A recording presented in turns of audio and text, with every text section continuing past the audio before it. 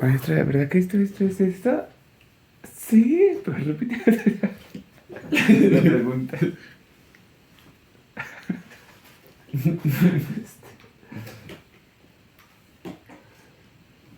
Es que ya ves que ya quitaron la Champions de la tele, güey. Ahora tienes que contratar algo HBO para verlo, güey. ¿A poco? Esa pendejada que, güey. Ni yo. Todos los de la Champions y eso. Tienes que contratar ahora huevo. Yo no veo fútbol, entonces no me afecta. Esa playera está bien bonita, güey. Por si me la quieres regalar de mi cumpleaños. Ah, sí. ¿Qué es en marzo? ¿Agosto? No mames, hasta junio, güey. Aún hay tiempo. Pues bájale tantito, lo que se escuche El también. doctor no empieza, güey. Ahorita Pues voy a poner note.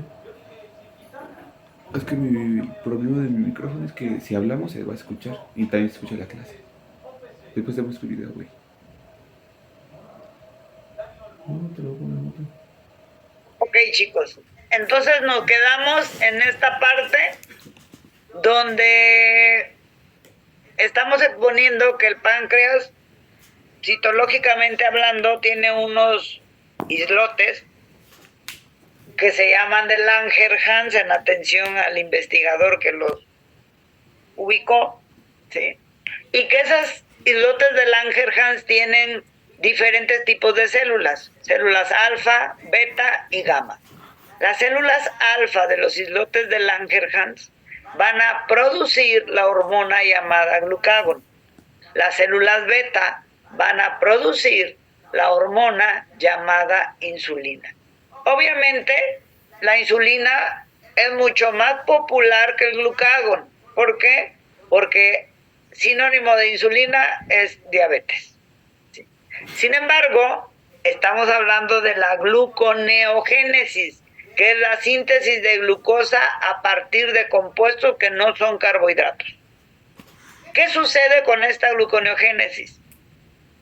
La gluconeogénesis va a liberar del páncreas glucagón y va a impedir que se libere insulina. ¿Por qué razón? Porque el glucagón es una hormona responsable de aumentar la concentración de glucosa en sangre, mientras que la insulina hace exactamente lo contrario, es decir, disminuye la concentración de glucosa en sangre. De manera tal que si cuando hay gluconeogénesis dice que se va a sintetizar glucosa a partir de precursores que no son carbohidratos, significa que no hay glucosa circulando. Estamos bajos de concentración. Por esa razón la gluconeogénesis va a estimular la liberación de glucagón y va a inhibir la liberación de insulina. ¿Por qué? Porque si tenemos baja glucosa y liberamos insulina, pues todavía la vamos a bajar más, ¿no? Entonces, la gluconeogénesis hace mancuerna con el glucagón con la intención de aumentar la concentración de glucosa en sangre, pero inhibe la liberación de insulina. Sí, Clemente Abraham. Maestra, hay unos compañeros en sala de espera que si los acepta. Pues es que no se apuran y yo ya me sigo de largo. Sí, ahorita los recibo. Eran 4. No sé por qué se salen y entran, pero pues yo tengo que continuar con la clase. Ok, si no hay dudas, seguimos entonces.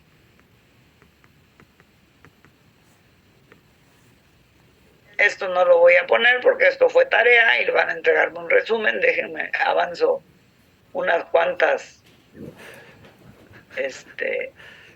diapositivas y las vuelvo a presentar. Estábamos hablando de glucagón y de insulina. Aquí está.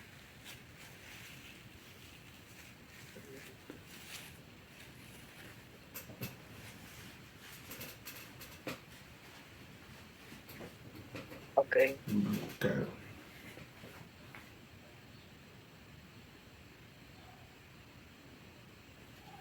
Ok. Sabemos que el metabolismo se debe estar estrictamente regulado y coordinado a través de los procesos que conocemos como anabolismo y catabolismo. ¿Con qué intención? Con la intención de atender las necesidades de la célula bajo diferentes situaciones. Ya habíamos dicho, no hay oxidación sin reducción, no hay anabolismo sin catabolismo, y así podemos hacer comparativos que no son procesos aislados, sino que son complementarios. Veamos esta imagen, por favor. Sí. Aquí tenemos el páncreas, que ya dijimos que puede tener células alfa, beta y gamma. Sí. Las células alfa de los islotes de Langerhans del páncreas van a liberar glucagón, ¿sí? Mientras que las células beta van a liberar insulina. ¿Cómo va a saber el páncreas cuál de las dos hormonas liberar? Eso va a depender de la concentración de glucosa que esté circulando en el torrente sanguíneo. De manera tal que si hay una alta concentración de glucosa, entonces el páncreas va a liberar insulina. Y por el contrario, si hay una baja concentración de glucosa, entonces el páncreas va a liberar glucagón. ¿Sí? ¿Por qué creen que es más popular hablar de insulina que de glucagón? Porque las personas que tienen la patología llamada diabetes necesitan regular la insulina para bajar la concentración de glucosa en sangre. Y nadie se inyecta glucagón. ¿Por qué razón? Porque si hay baja concentración de glucosa en sangre, basta con que yo consuma algún alimento para que la concentración de glucosa en sangre aumente. Sin embargo, estas bajas concentraciones de glucosa en sangre se presentan cuando hay ayunos prolongados. Y cuando hay ayunos prolongados porque no se ingiere ningún alimento, es entonces cuando se libera glucagón. ¿Ok? Entonces, las hormonas son antagónicas. Yo los invito a que cojan la que quieran, insulina o glucagón, pero que entiendan muy bien qué es lo que realizan para que lo que yo les ponga enfrente sepan o no sepan si es correcto de lo que estamos hablando. Entonces, voy a trabajar con las hormonas de forma independiente, voy a tapar al glucagón, ¿sí? Y voy a ver qué es lo que hace la glucosa, la insulina, perdón. ¿Cuándo va el páncreas a liberar insulina? Solamente cuando haya una alta concentración de glucosa en sangre. Fuera de eso, el páncreas no va a liberar insulina. ¿Sí?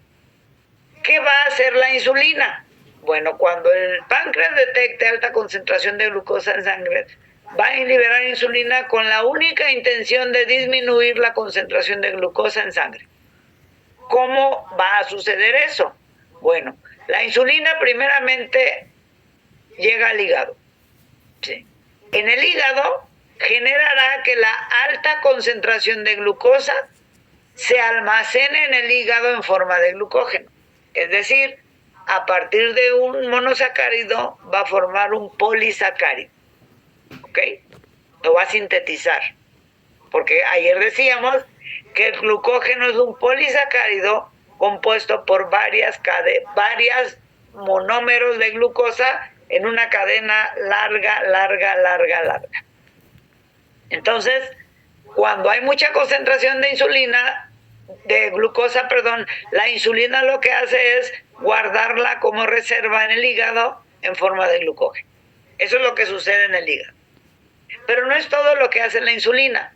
La insulina se va a tejido adiposo y en el tejido adiposo promoverá la síntesis de lípidos. Es decir, va a usar ácidos grasos, los va a unir a algo más, que en este caso es glicerol, y va a formar el lípido más simple que se llama triacilglicérido o triglicérido. ¿Sí? ¿Cómo lo va a hacer?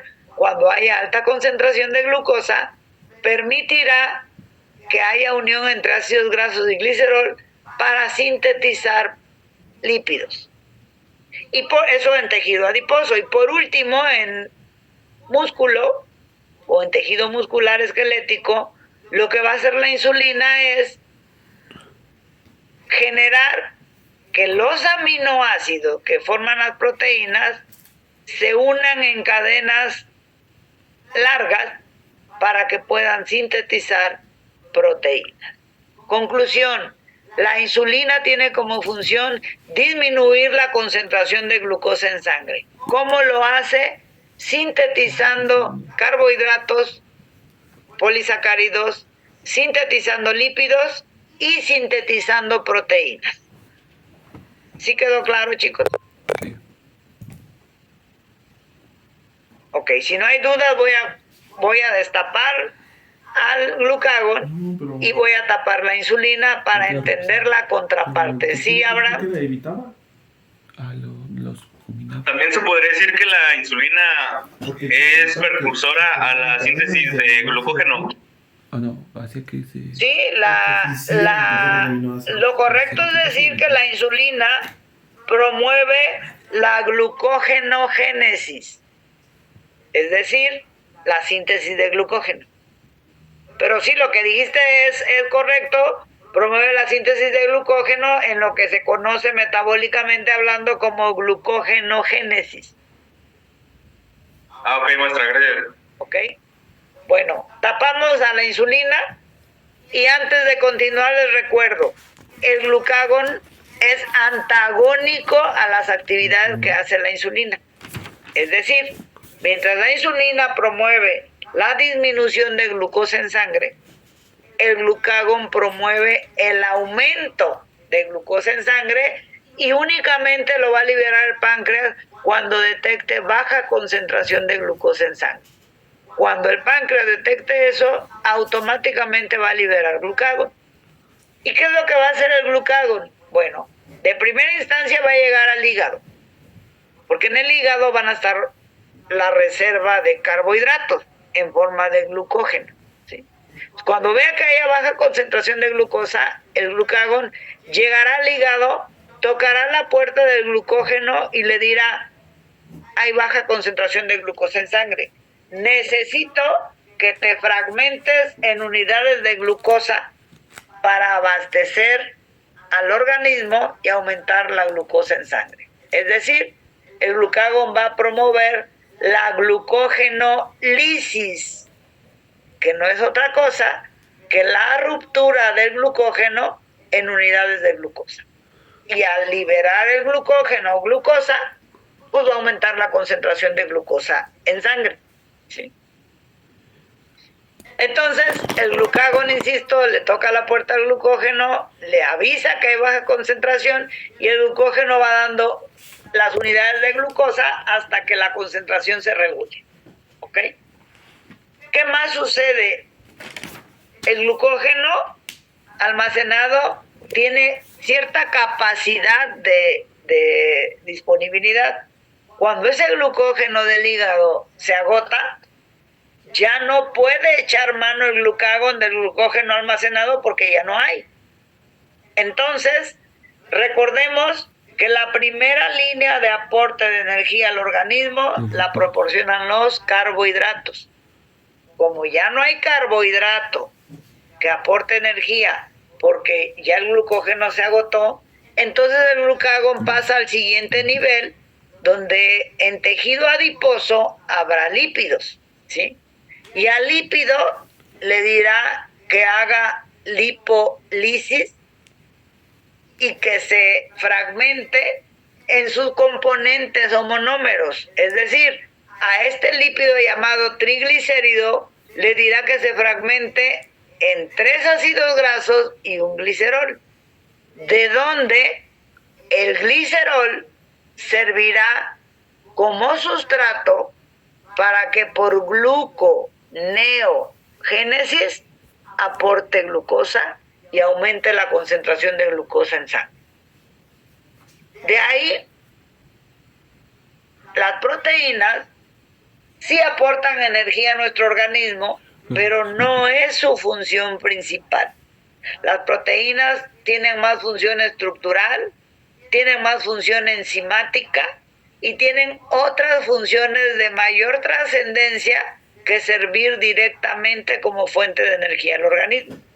Sin embargo, si el abastecimiento de carbohidratos se acabó, el abastecimiento de lípidos también se acabó, no le queda más, por eso se está punteada aquí, porque no es lo común, no le queda más que al glucagón bajarse hasta este nivel y pedirle a las proteínas que se degraden en proteólisis para generar o sintetizar aminoácidos.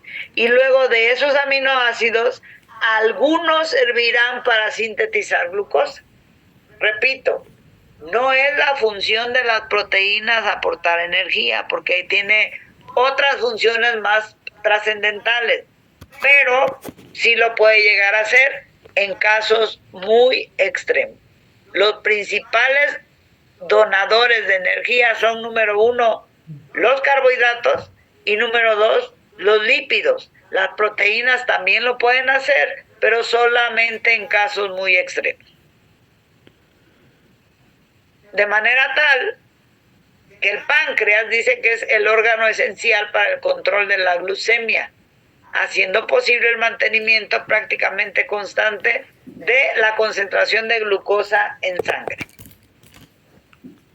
Esa función clave la desempeña a través de modificaciones en la relación de concentraciones plasmáticas entre esas dos hormonas. La insulina, que baja la concentración de glucosa, y el glucagón, que la aumenta, ¿sí? El páncreas tendrá que organizarse y va a necesitar de una tercera hormona que le permita que esta regulación esté siempre presente. Esa tercera hormona la van a liberar las células gamma de los islotes de Langerhans. La enzima la hormona se llama somatostatina, y es la encargada o la responsable de regular tanto la producción como la liberación de glucagón e insulina para mantener un control de la glucemia. ¿Dudas, chicos? Ok. Seguimos entonces. Nuevamente esta imagen me está diciendo cómo con intervención de la somatostatina, ¿sí? La somatostatina será quien le diga al páncreas, libera insulina o libera glucagón. ¿Cuándo va a liberar insulina el páncreas? Cuando haya alta concentración de glucosa en sangre, ¿sí? ¿Qué es lo que va a hacer? Libera la insulina la manda al hígado. Toda la glucosa en exceso, la insulina se va a encargar de almacenarla como glucógeno. Cuando haga esto, pues como va a haber mucha glucosa ya capturada y almacenada aquí, eso generará que haya una baja en la concentración de glucosa en sangre y que, pues bueno, se estabilice el proceso. Por el contrario, si el páncreas detecta baja concentración de glucosa en sangre, entonces va a liberar glucagón, y el glucagón en el hígado hará lo contrario. Le dirá al glucógeno que se degrade para obtener glucosa y de esa manera aumentar la concentración de glucosa en sangre y de esta manera equilibrar el proceso y no haya desajuste. La insulina entonces es una hormona anabólica por excelencia. Recordemos, el anabolismo es síntesis, el catabolismo es degradación. ¿Por qué la insulina es una hormona anabólica por excelencia? Porque permite, a partir de monosacáridos, formar polisacáridos. Porque permite, a partir de ácidos grasos y algo más, sintetizar lípidos. Y porque permite, a partir de aminoácidos, sintetizar proteínas. ¿Dónde se lleva a cabo esto? Lo acabamos de ver. El glucógeno, que es un polisacárido, se sintetiza en hígado. Los lípidos se van a sintetizar en tejido adiposo y las proteínas se van a sintetizar en músculo esquelético. De manera tal que si la insulina es una hormona anabólica, por razones obvias, el glucagón será una hormona catabólica. ¿Por qué? Porque va a degradar a la macromolécula para de ahí obtener glucosa y poder aumentar la concentración de glucosa en sangre, que es la función que tiene el glucagón. La insulina entonces dice que tiene como función principal reducir la glucemia, es decir, la concentración de glucosa en sangre. También estimula los procesos de síntesis de lípidos y de síntesis de proteínas. Síntesis de lípidos en tejido adiposo y síntesis de proteínas en músculo. Estimula la glucólisis. ¿Qué sucede en la glucólisis? Pues se degrada la molécula de glucosa para obtener energía. ¿Y por qué la estimula? Porque si hay mucha glucosa circulando en sangre, pues la insulina va a permitir que eso se degrade para bajar la concentración una vez que haya hecho glucólisis la molécula de glucosa. ¿Qué más hace la insulina? Inhibe la glucogenólisis y también inhibe a la gluconeogénesis. En ambos casos, la intención es obtener glucosa. Si la insulina tiene como compromiso bajar la concentración de glucosa, no tiene ningún sentido que haya glucogenólisis ni que haya gluconeogénesis. Por eso se inhiben, porque la función es reducir la concentración de glucosa. ¿Sí me expliqué, chicos? Si entendemos lo que hace la insulina, nada más es cosa de cambiar o invertir papeles. El glucagón hace exactamente lo contrario. Veamos. El glucagón dice que motiva el aumento de la concentración de glucosa en plasma, mientras que la insulina reduce la glucemia. Ahí está el antagonismo. ¿Sí? El glucagón estimula la lipólisis en tejido adiposo. ¿Qué es la lipólisis? La fragmentación de lípidos en sus componentes, mientras que la insulina lo sintetiza. De ahí dice que estimula la degradación de las proteínas en el músculo esquelético, mientras que la insulina sintetiza proteínas. Por último, dice que el glucagón estimula la glucogenólisis en el hígado. Por supuesto, glucogenólisis, ruptura del glucógeno. ¿Por qué? Porque el glucagón tiene como función aumentar la concentración de glucosa en sangre. Entonces, si le va a tocar la puerta al glucógeno para que se fragmente en unidades de glucosa, con eso ya aumentó la concentración de glucosa en sangre. ¿Dudas, chicos?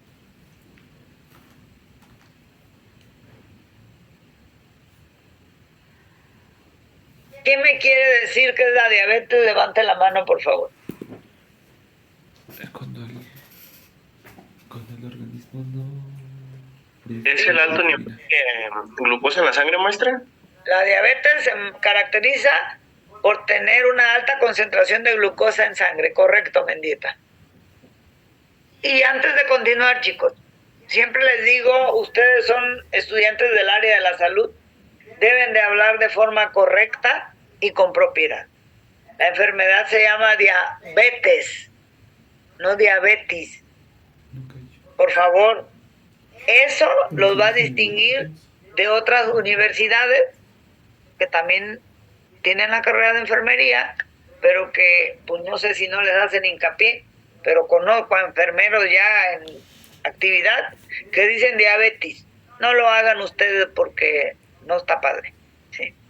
Hay muchas personas que dicen, ¿te acuerdas de fulanito, sobre todo mayores? ¿Te acuerdas de la hermana de fulanito? Sí, le cayó azúcar. Y cuando dicen eso, pues yo pienso que iba pasando y le espolvorearon en la cabeza azúcar. Le cayó azúcar. Para mí eso significa. Otras personas que realmente no están obligadas a tener conocimiento del área de la salud, pero esto es cultura general. Dicen, ¿te acuerdas que cuando fulanito y fulanito se accidentaron? Tiene glucosa. Chicos, todos tenemos glucosa en la sangre. Todos, sí. Sin embargo, son las formas de expresar de forma errónea un problema patológico que se llama diabetes. Y ahí les va. El nombre correcto de la patología es diabetes mellitus. Diabetes, por favor. Sí. Y dice que es una enfermedad metabólica, crónica, degenerativa. Metabólica porque no solamente involucra el metabolismo de carbohidratos, sino también el de lípidos y el de proteínas. Crónica porque va el problema en aumento si no tiene calidad de vida el paciente. Y degenerativa, porque si no se cuida, desafortunadamente esta enfermedad no aparecen manchas en el cuerpo, no duele, pero día con día se va degenerando órganos internos que como no están internos, no se ven, pues no le toman la importancia de vida. Y se caracteriza por el incremento de los niveles de glucosa en la sangre, lo que se conoce como hiperglicemia, ¿sí? Debido a una deficiencia en la secreción y acción de la hormona insulina. ¿Por qué no hablamos de glucagón, chicos? Porque el glucagón basta con que yo coma un dulce para que abastezca mi organismo de glucosa. Y cuando haya glucosa suficiente, el glucagón no tiene nada que hacer en el proceso metabólico. De manera tal que, bueno, les decía que todos, dice que afecta directamente órganos y tejidos. ¿Y de qué manera? Grande.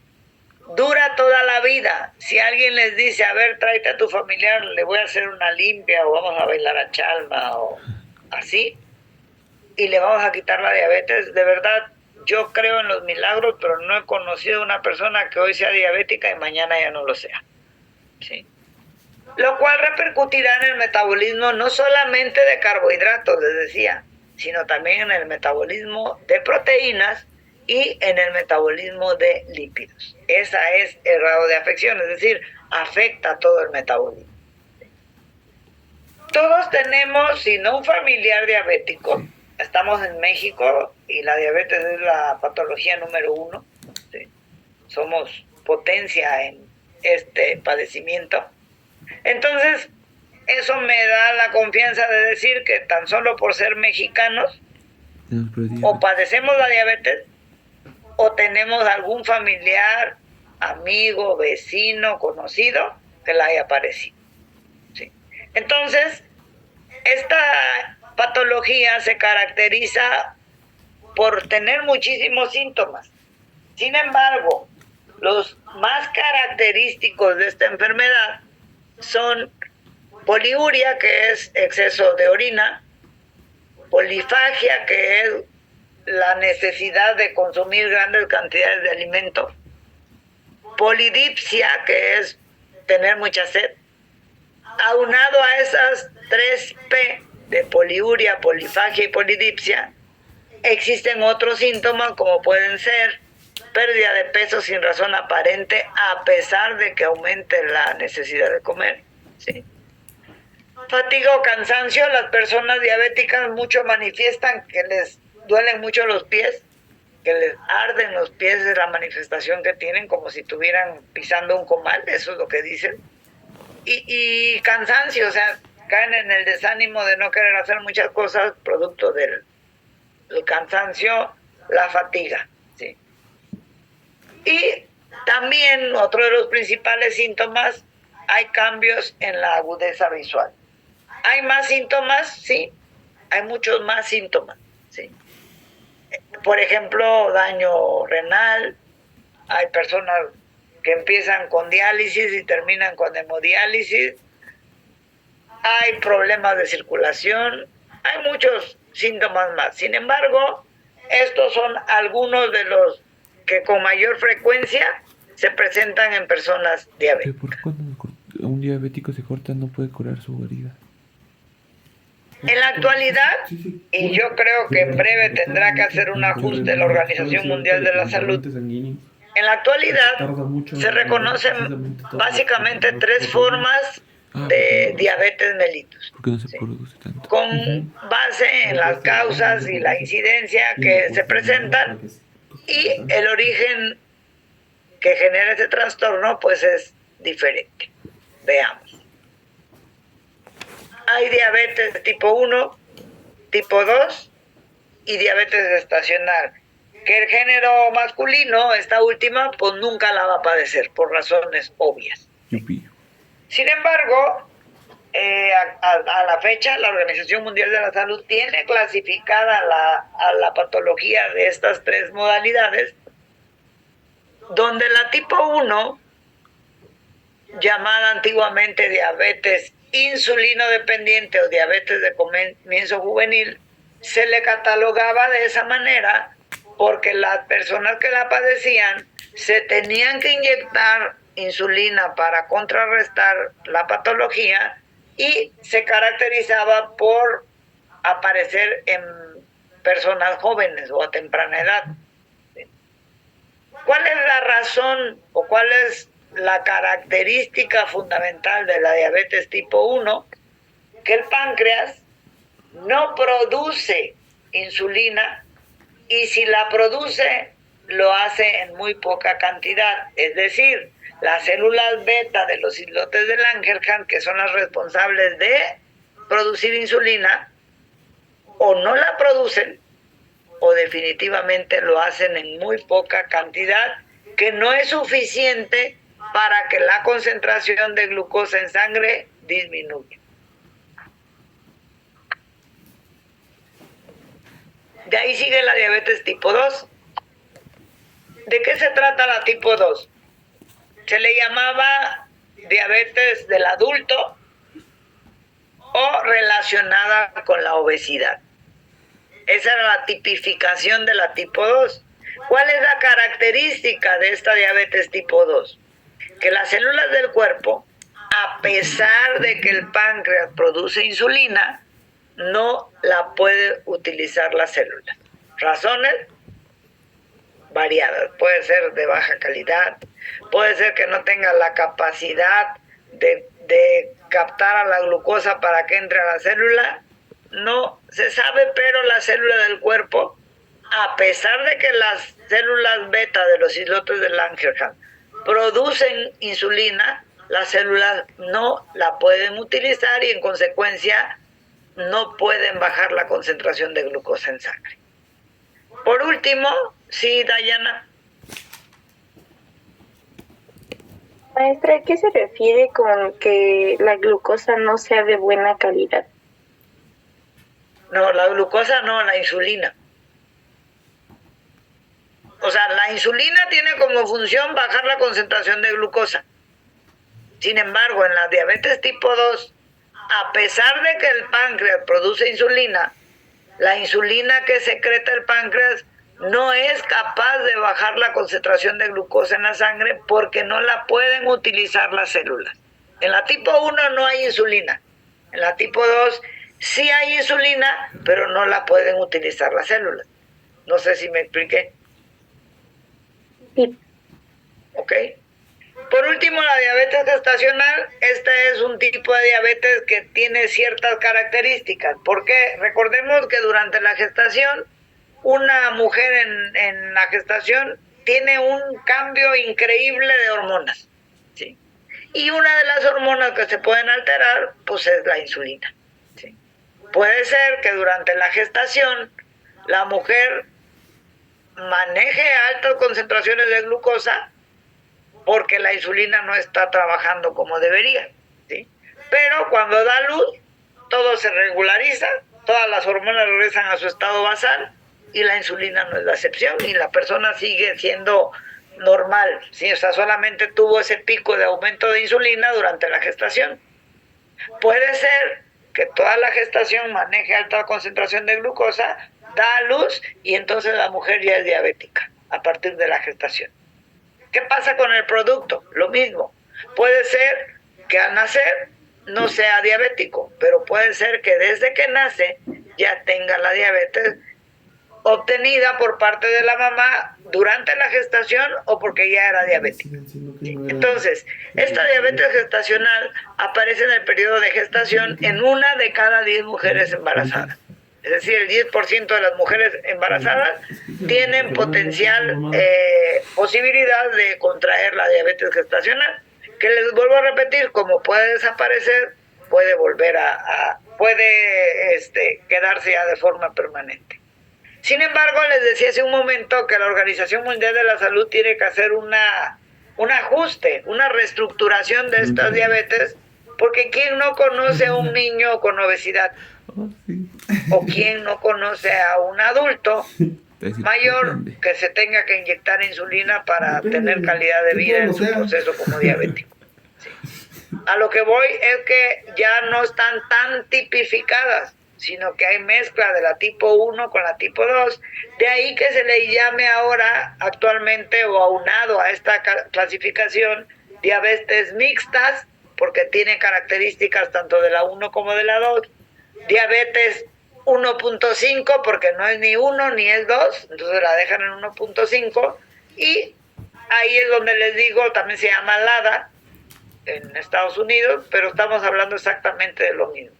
Es que hay características tanto de la tipo 1 como de la tipo 2 y llega un momento que no sabemos dónde clasificarla y entonces es una diabetes mixta o 1.5. ¿Dudas, chicos? Ok. Veamos en un cuadro comparativo la diferencia entre un tipo de diabetes y la otra. Nos quedan 3 minutos, chicos. Si se nos desconecta, estamos con la tercera reunión y avanzamos. ¿Sale? Diabetes tipo 1, diabetes tipo 2. Características. ¿A qué edad aparece? La tipo 1 antes de los 30 años, la tipo 2 después de los 30. Recuerden que la tipo 1 se le llama diabetes juvenil y la tipo 2 de edad avanzada. Sí. Ya le sacaron captura. Genéricamente hablando, Sí. la diabetes tipo 1 predomina en varones menores de 30 años, niños incluso, ¿sí?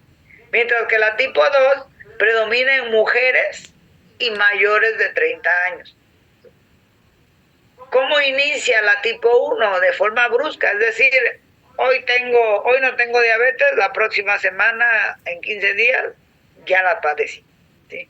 Mientras que la diabetes tipo 2 aparece de forma lenta, progresiva e insidiosa. En esta diabetes tipo 2 es cuando se habla de prediabéticos, que te está dando una alarma a tiempo que modificas tus hábitos alimenticios o tarde o temprano desarrollas la diabetes como tal.